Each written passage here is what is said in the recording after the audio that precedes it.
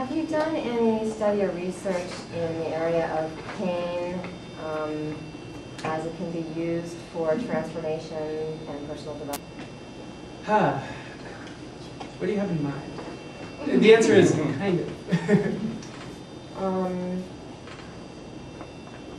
That at a certain point, the use of pain, whether it becomes pleasurable or not, that it's such an intense feeling that enveloping the body then envelops the mind, the soul, the entire personage, and then whether it's an aha moment or something more subtle, that something happens, that there's a new something that the person realizes or becomes. So some type of transformation, some type of change because of the pain.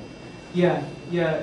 And I think, so this is the sort of religious, spiritual dimension that I, sort of third paragraph said, this is the most, I suspect this is the most important stuff, but I'm not going to say anything about it here. But I do think that this is central to our understanding of what actually goes on with any kind of pain. The way in which pain being in pain actually can, in a way, well, not just in a way, it actually destroys a person.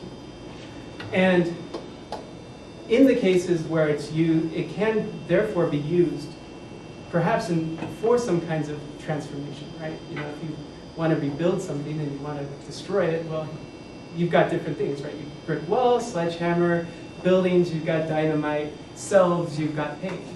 It's like the key thing that works for breaking down some very, very deep features of what the self is. And this is why I think torture that involves pain is just, it's kind of like hacking into a computer, right? You basically just destroy the ability to control the kinds of self-control that constitute the self. And once you've done that, you've just totally kind of evaporated what a person is. And these are all kind of like loose metaphorical ideas, but I think they all get to kind of the same phenomenon. And I've got a lot of boring technical things that try to get at that. But all I can say is I think that does get to the heart of what's really important about pain. And it can be used in different ways. It can come out in different ways. And eventually I'll have something easy to say about it, or hopefully not, but at least something intelligible. Here.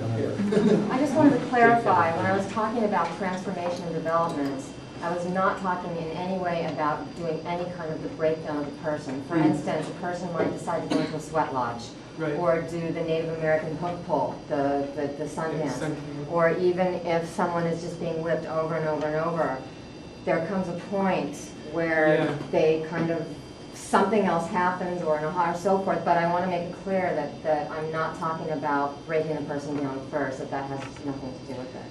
Yeah, and that's the part where I'm really unsure where a lot of the things that I say about pain goes. Because it does look, and this is one thing that, reading all this stuff that it is becoming more and more clear to me, is that there is a way in which you don't get like contract and out, just out. And I don't have a good enough fix on that other than to know that there's something different going on there than in the cases that I sort of mainly focus on. But I think that's right. That's something that I don't know. Wait, in front of a group of people, you should never admit a gap in theory.